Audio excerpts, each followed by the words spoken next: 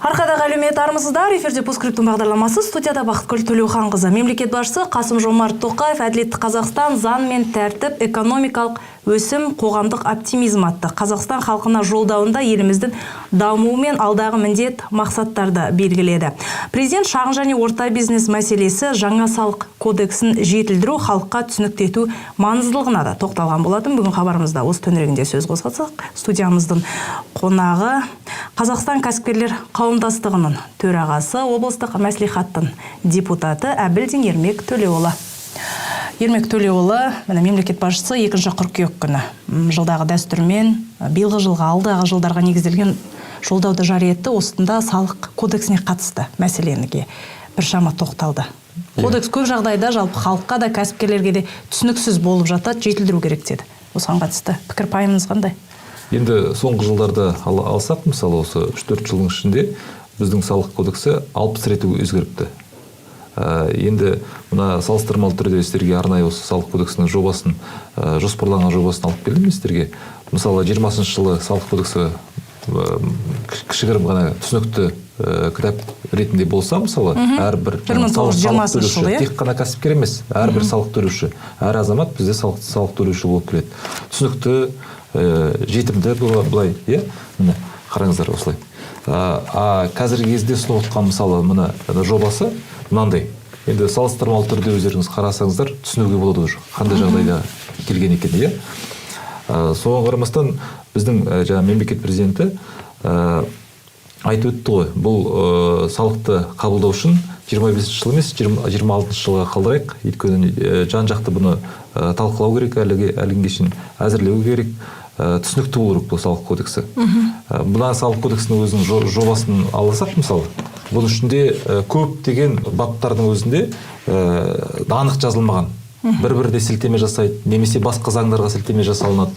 Сондай орындалып отқан нелер көп. Және де үкімет тарапынан көптеген жаңағы салықтар көбінесе үлкен кәсіпорындарға емес, кішігірім шағын бизнесқа өте жаңағы талабы жоғары болып келіп отыр, мысалы. Сондықтан мемлекет басшысы да осыған назар аударып, тапсырма берді үкіметке, жан-жақты қарастырып, жаңағы парламентпен бірге, қоғаммен бірге осыны талқылап, жан-жақты жаңадан 26 жылға шейін соны қабылдауын тапсырмасын берді. Ермек Төлеуұлы, енді сіз Қазақстан кәсіпкерлер қауымдастығының төрағасысыз. Кәсіпкерлермен тікелей етене жұмыс жасап жүрген адамсыз.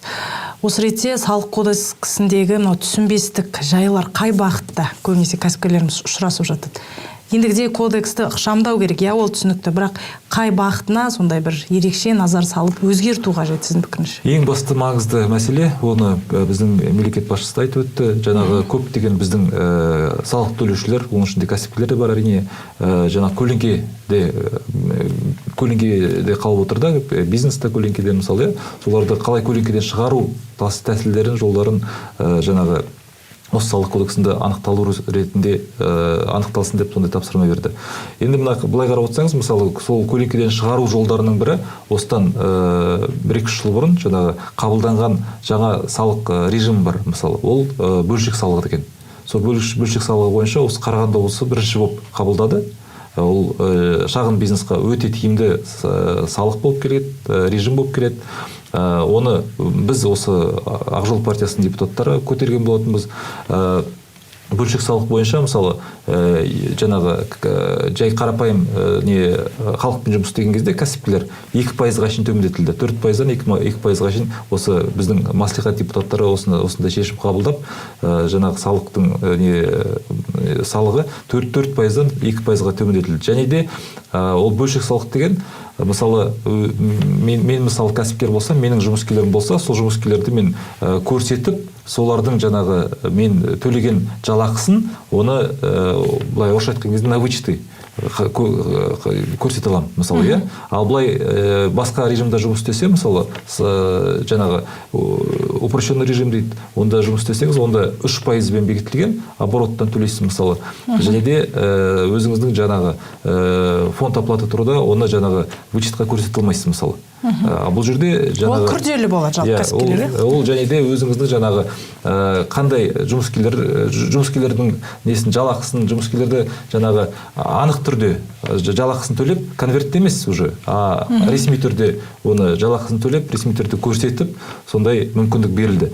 Енді мына жаңа осы жобада, салық кодексінің жобасында, соны бөлшек салық режимін қайттан қарастыру, қайттан несін, мысалы, көлемін, оборот көлемін төмендету, соны қарастырып отыр. Ол әрине дұрыс емес. Ол бойынша біз әлі жаңағы үкімет тарапынан басқа жаңағы осыны ұсынып отқан қаржы министрлігімен әлі дауласамыз әрине. Енді ол жаңағы сіз айтпақшы, бөлшек салық ол таяуда өткен жылдар ғана енгізілді. Ол мақұлданды, ол жетістігін көрсетіп жатыр. Енді неге оны өзгертуге тура келіп отыр? Оны жетістігі көрсетіліп отыр, тек қана көрсетілмей, осы біздің көршілес облыстардан кәсіпкерлердің өздері бізге ауысып жатыр. Өйткені ол жақтан мысалы кейбір көршілес облыстарда ол төмендетілген жоқ, 4% болып қалды мысалы. Кейбір облыстарда мысалы 3%-ға ғана төмендетілді, а бізде 2%-ға шейін төмендетілді. Соны қарастырып отыр. Көп біраздаған кәсіпкерлер бізге өздерінің жаңағы заңды мекенжайларын ауыстырып, осы Қарағанды облысына келіп жатыр. Ол әрине біздің бюджетке, жергілікті бюджетке өте тиімді. Жоқ, енді соны өзгертуді кім ұсынып отыр ол ұсынысты? Енді біздің шенеуніктер оның бәрін істейтін жаңағы. Ұсыныстың бәрін ететін. Қаржы министрлігі. Өйткені енді қайта тәжірибе енгізе берудің өзі дұрысты болмайды ғой. Әрине. Өйткені бір жобаны бастады ма, ол нәтижесін көрсетіп жатыр ма, оны әрі қарай жетілдіру керек қой. Оны неге мысалы тәжірибе жасайды? Ол тек қана кәсіпкерге емес, ол халыққа да тиімді. Өйткені ол ресми түрде жалақысын көрсете алады. Және де ертең мысалы сол ресми түрдегі жалақысымен әртүрлі жағдай болды ғой. Несие алу мүмкін болады мысалы. Несиеден бөлек жаңағы әртүрлі жаңағы мемлекеттік бағдарламалар аясында жаңағы гранттарға, конкурстарға нелерге қатысуға мүмкіндігі туындайды. Сол табыс несін көрсетіп алады. Және де сіз айтып жатсыз, басқа өңірлерден кәсіпкерлер бізге тіркеліп жатыр. Енді бұл біздің экономикалық ахуалымызды жақсартуға да септігін тигізеді. Олар бізде қызмет істегеннен кейін бізге салық төленеді ғой. Біздің өңірді көтеруге ол қаржы бағытталады. Басқа шетелдік инвесторлар үшін де тиімді болып жатады жалпы кәсіп ашамын деген. Шетел инвесторларына бұл жерде қарастырылған салық кодексінде. Бұл жерде шетел инвесторларына инвестицияны тарту жолдарына жаңағы салығын 0%-ға шейін төмендетілген. Ол әрине жақсы. Ол мемлекет басшысының тапсырмасымен орындалып отыр, әрине. Ол да жақсы бір жағынан, бірақ та бұл жерде екінші деңгейдегі банктарды да айта кетейін. Ол жерде мысалы екінші деңгейдегі банктар мысалы жаңағы көбінесе салықтардан босатылған. Шағын бизнеске қарағанда олар көп салықтар төлемейді. Мысалы налог на добавленную стоимость дейді, сондай мәселелер бар мысалы. Сондықтан біз өз тарапымыздан жаңағы осы үкіметке өз тарапымыздан айтып отырық. Шағын бизнестің мойнына салғанша осы салықтарды көбінесе жаңағы осы қаржы саласындағы жаңағы кәсіпорындарға жаңағы екінші деңгейдегі банк сияқты соларға сол жақтардан қарастырыңыздар, сол жақтан іздеңіздер, қай жерде салық төленбей жатыр, сол жақты қарастыру керек деп негізінде. Негізі міне осы банк саласы көбінесе. Мысалы үкіметтен де қаржы бағытталып бөлініп жатады, бірақ олардан енді сондай бір қайтарым жоқ деп айтып жатады. Мемлекет басшысы да айтып жатты ғой оны. Ондай бар. Кәсіпкерлерге мысалы қаншама несие беріліп, соны банк ескермейді деп. Мемлекет басшысы жаңа тапсырма берді, 2026 жылға дейін жаңадан әзірлеп осы салық кодексінің жобасын парламентке кіргізсін деп.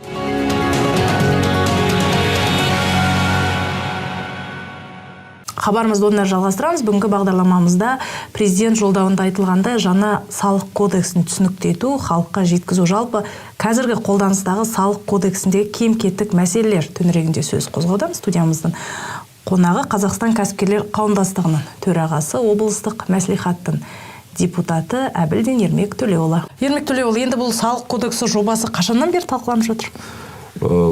Енді мен айттым ғой, осы 3-4 жылдың аясында көптеген жаңағы салық кодекс қабылданды. Мысалы, жаңағы үлгі ретінде көрсетіп өттім. Осыда 20 жыл бұрын салық кодекс қандай болған, қазіргі кезде қандай деңгейге жеттік. Енді бұл жаңа өзгерістер салық кодексі негізінде келесі жыл қабылдану керек еді. Осындай түрінде, мысалы, көптеген түсініксіз жағдайлар ішінде орын алып отыр, мысалы, бұл әлі талқыланды. Қазір парламентқа жаңа жобасы кіріп отыр, соның ішінде талқыланады. әлі депутаттармен жаңағы шенеуніктердің арасында дау-дамай туындайды бұл бойынша. Әрине көптеген мәселелер бар бұның ішінде. Айта кететін жайт, көбінесе біздің осы салық органдары көбінесе кінәлілерді, мысалы салық кодексінің өзінде алсақ, кінәлілерді жауапкершілікке тартудың орнына кінәсіз салық төлеушілерді көбінесе жауапкершілікке тартады. Мысалға, осы таяуда біздің мысалы партиямызға арнайы осы ауыл тұрғындары шағымданды. Ол Қарқаралы өңірінің ауыл тұрғындары, олар осыдан өткен жылдары мысалы өздерінің малдарын сатқан болатын, енді әртүрлі жағдаймен өздерінің малдарын сатады, олар кәсіпкер емес, жай ғана қарапайым тұрғындар ауылда тұратын. Жаңағы үйіндегі бір-екі сиырын мысалы сатып, өзіне жаңағы көмір алады, немесе баласына жаңағы жабдықтар алады, мектепке бару үшін, малға жаңағы шөбін алады деген сияқты. Соған қазіргі кезде қарап отырсаңыз, мен өзім осы сессияда осындай депутаттық сауал жариялаған болатынмын. Әр жаңағы қарапайым тұрғынға малын сатқан. Мен бұны бақыт қатты деп айтамын, салық органдарының тарапынан бақыт қаттар келді мысалы. Оның ішінде жаңағы сіз осындай өзіңіздің малыңыз сатып едіңіз, соған салық төлеуіңізге міндеттісіз деп 10% мысалы. Енді былай қарап отырсаңыз, әр жаңағы тұрғынға кем дегенде бір 100 мыңнан 1,5 миллион теңгеге дейін салықтар келді мысалы. Сондай бақыт қат келді. Олар айтады, біз ондай салықты қайдан төлейміз? Нешін төлейміз? Мысалы, салыстырмалы түрде алатын болсақ, менің мысалы жаңағы қымбат автокөлігім болса, мен қалада тұрам, қымбат автокөлігімді сатсам, мысалы, жаңағы 10 миллион, 20 миллион тұрады, 50 миллионда тұру мүмкін автокөлік мысалы, соны сатсам, мен бір тиын салық төлемеймін. Өрде уже ата заңда айтылған ешқандай дискриминация болмау керек деп. Бұл жерде уже заңға қайшы келіп тұр мысалы. Сондықтан біз жаңағы салық органдарына осындай арнайы депутаттық сауал жариялап жіберген болатынбыз. Сол кезде айтқан болатынмын. Неге, неліктен осындай салықты сіздер мәжбүрлеп отырсыздар жаңағы біздің халықты төлеуге деп. Өрде айтып отырды, олар өздерінің малдарын сатты ғой деп. Сол өздерінің жаңағы табыс табып отыр ғой. Мен айтам, қайдағы табыс бұлар? Бұлардікі табыс емес. Бұл табыс емес қой, иә. Ешқандай не жоқ. Бұл жерде даже салық кодексінің өзінің ішінде айтылған. Ол салықтар, ондай бап көрсетілген, әрине, жаңа салық кодексінде. Бірақ та оның ішінде айтылған. Ол салықты сатып алушы төлеу керек. Сатқан адам емес, сатып алушы. Сатып алушы, анау кәсіпкерлер болады, делдалдар болады, мысалы, солар төлеу керек деп, налоговый агент деп, мысалы. Жаңа мен алдында айтып өткендей, салық органдары кінәлілерді іздемей, жауаптыларды іздемей, жаңағы оңай жолдарын табады да, кім сатты, соған салық салып Ермек Төлеуұлы, енді біз жылда соғым сатып аламыз, осы? Иә, соғымда сатып аламыз. Соғымды біз сатып аламыз, мен соғым сатып алсам, сол соғым сатып алған үшін салық төлеуім керек па? Жоқ, ол жерде кәсіпкерлер, налоговый агент деген ол кәсіпкер.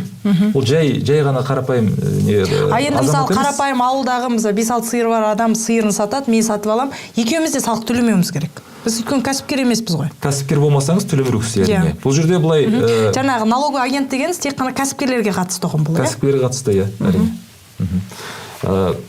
Енді бұл жерде қарап отырсаңыз, жаңағы дұрыс айтып өттіңіз. Мысалы, мен ауылда тұрсам, соғым соямда өз балаларыма жіберемін, мысалы, етімді. Даже сатпау мүмкінмін, де? Өз балаларыма жіберемін, туған туысқандарыма жіберемін деген сияқты. Ол біздің қазақи халқымыз, қазақилығымызда сондай не орналып отыр, мысалы, орналған. Соған қарамастан жаңағы салық органдары біздің жаңағы тұрғындарға 10% салып отыр. Дұрыс емес. Оны депутаттық сауал жасап. Қазақстанда ауыл халқы соны төлеп отыр. Соны төлеуге міндеттеліп отыр, мәжбүрлеп жатыр. Бұл қашаннан бергі? Осы биыл басталды.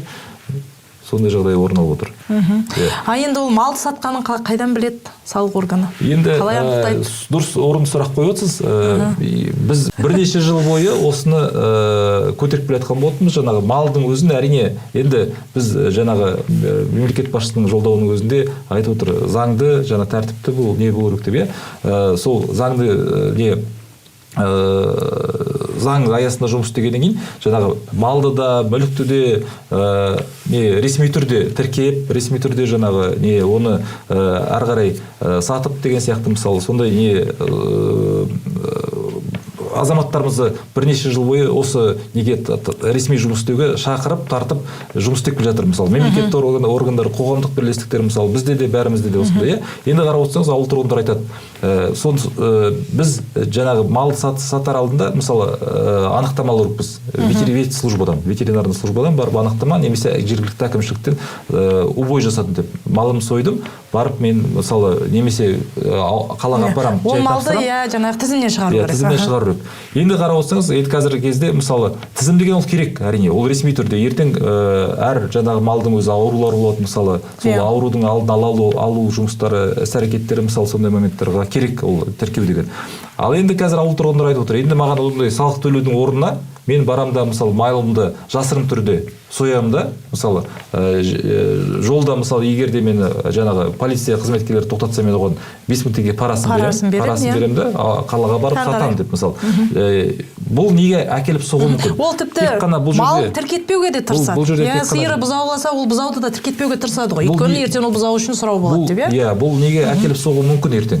Бұл тек қана жемқорлықты туындатпайды, бұл жерде ертең бақылаудан шығып кетеді жаңағы малдардың несі. Ертең бір ауылда ауру туындаса, мысалы бруцеллез деген әртүрлі ящик деген мал аурулары бар, ертең сол туындап жатса, ол жаман болады әрине. Ол дұрыс емес. Көріп отырсыз, мысалы кішігірім жаңағы салық органдарының сондай іс-әрекеттері қандай неге әкеліп соғуы мүмкін? Соның бәрін түбегейлі қарастырып нету керек, зерттеу керек. Ермек Төлеуұлы, енді айтып отырсыз, биылдан бастап осындай талап деп. Енді ол талапты жүзеге асыруда осыған дейін неге талап етпеген салық органы? Қандай бір құжатқа сүйеніп отыр ма? Жаңағы мал иелерінен малын саттың, салық төле деп. Енді сол мен депутаттық неге биылдан бастап отыр? Депутаттық сауалыма байланысты олар өздерінің жауаптарын берді. Енді бұл жерде бізде кінә жоқ дейді. Бұл кінә енді бізде мемлекеттік органдар көбінесе футбол ойнаған жақсы көреді. Футбол ойнаған мен жаңа тырнақшаның ішіне алып айтам. Өйткені олар бір-біріне сілтеме жасайды. Жаңағы. Енді салық органдары бұл жерде бізде кінә жоқ, кінә жаңағы статистика органдарының тарапынан дейді. Статистика органдары кезінде жаңағы бағаны сол неге бекітіп қойған дейді. Жаңағы малдың бағасы қандай болу керек, несінің бағасы жаңағы соның табысына байланысты біз соған сілтеме жасап, жаңағы әр тұрғынның басына салық салып отырық дейді. Бірнеше жыл бойы жаңағы 341 бап бар. Ол қазіргі салық кодексінің өзінде бар. Мысалы, енді менің түсінігім бойынша біздің облысқа жаңадан басшы келді. Сол басшының талабымен сондай нелер орын алып отыр деп ойлаймын өз тарапынан. Бірақ бұл енді шынымен тұрғынды, қарапайым ауылдағы тұрғынды тығырыққа тірейді. Өйткені көп халықтың мысалы жұмысы жоқ қой ауылдағы ағайын, сол малмен көп. Бірақ та бұл мәселе шешілді деп ойлаймын уже. Өз тұрғындардың өздері айтып отыр. Қазір біздің жаңағы бізге жіберілген бақыт хаттың өздері мысалы қайттан тыйылды дей ма? Иә. Сондай орын алып отыр. Ал енді осы хаттама жіберіліп, осыншама салық төле малын сатқан үшін деп. Төлемеген жағдайда о кісінің үстінен үстемақы қосылған ондайлар бар ма?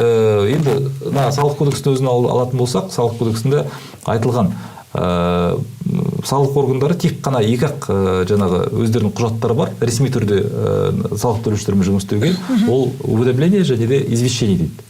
Ал мен бақыт хатты деп айтып отқан, ол тек мына екеуінің біреуі де емес, ол жаңағы компьютердің несінің монитордан алынған скрин, соны алады да электронды түрде әр тұрғынның жаңағы мал сатқан тұрғынның. Былайша айтқанда ол құжат ретінде де қарастырылмау керек, хабарлама ретінде де қарастырылмау керек. Иә, әрине ол заңсыз әрекет. Түбіртек емес, ол хабарлама емес. Түсініңіз бе, сондай орын алып отыр. Ол әрине ең басты қадам ол жаңағы өз салық органдары тарапынан заң бұзу. Бірақ енді сіздерге келді, шағымданды, мен мысалы мен не үшін төлеймін деген енді белсенді азаматтарымыз келген шығар. Бірақ кейбір адамдар салық кеп тұр деп төлей салғандар да бар шығар. Енді оларға ол қаржысы қайтарылады ма? Білмедім онысыны, ол жағынан орны сұрағы жақсы екен, негізінде ол тұрғыда біліп қарастырып көру керек. Көбінесе халықтың көзі ашық, ол жерде бір 20 мың 30 мың болса бір жөн. Мен айтып өттім, ол жерде 100 мыңнан астам, жаңағы миллион жарымға дейін, 2 миллионға дейін жеткен суммалар бар. Сонда осынша уақытта сен осыншама малын саттың деп, соны жинақтап бірақ сұратып отыр, е? 2023 жылға. бір жылдың ішінде. Мысалы, бір жылдың ішінде бір адам мысалы 4-5 малын сатуы мүмкін. Тек қана сатпай, оның ішінде жаңағы соғым сойып беру деген сияқты, мысалы, өзінің тойына әртүрлі жағдай өмірде алынып отыр, орын алады, мысалы. Сондай жағдайларда малын сойу мүмкін. Қазір бір малдың бағасы, мысалы, 350, 500, 600 мыңға шейін барады, мысалы. Жылқы малы бар, мысалы, сондай. Сондықтан жаңағы өзінің 341 бапта оның жаңағы несі көрсетілген, егер де мынандай 1 миллион 90 мың теңгеден асып кетсе, суммасы үстінен 10% салық төленеді деп көрсетілген. Уже 2 малды сатсаңыз, міндетті түрде асып кетесіз. Ермек Төлеуұлы, мынау жобаны ұсынып жатырмыз деп айтып жатсыз. Мынаны былай істеу керек деп. Сол ұсыныстарыңыз тиісті орынға жетіп жатыр ма? Сол жолданған ұсыныстарыңызды қарайды ма? Әрине, қазіргі кезде енді әртүрлі жаңағы площадкалар бар. Парламенттің өзінде, мәжіліс парламенттің өзінде, мысалы, қоғамдық палата бар. Соның ішінде қоғам белсенділері, қоғамдық бірлестіктердің өкілдері кіре алады, жаңағы тек қана өйірді депутаттар емес, мысалы. Және де ресми түрде, мысалы, өз қаржы министрлігіне, салық комитетіне өзіміздің ұсыныстарымызды жіберуге мүмкіндігіміз бар. Мысалы, осы салық жаңағы органдарының өкілдері, республикалық жаңағы комитеттің өкілдері, мысалы, әр өңірлерге келіп өздерінің түсіндіру жұмыстарын атқарып жатыр, мысалы. Соның аясында да өзіміздің ұсыныстарымызды айтуға мүмкіндік бар, ондай. Ермек Төлеуұлы, бүгін хабарымызға қатысып, жаңа салық кодексі қалай болу керек, салық кодексіне қатысты бүгінгі қиындықта жалпы халықты алаңдатқан мәселе төңірегінде ақпарат ұсынғаныңызға алғысымды айтамын. Естеріңізге сәттілік. Рахмет. Бағдарлама осымен тәмәм. Естеріңізге сала кетейін, бүгін біздің студиямызда қонақта болған Қазақстан кәсіпкерлер қауымдастығының төрағасы, облыстық мәслихаттың депутаты Әбілдин Ермек Төлеуұлы. Келесі эфирде жүздескенше.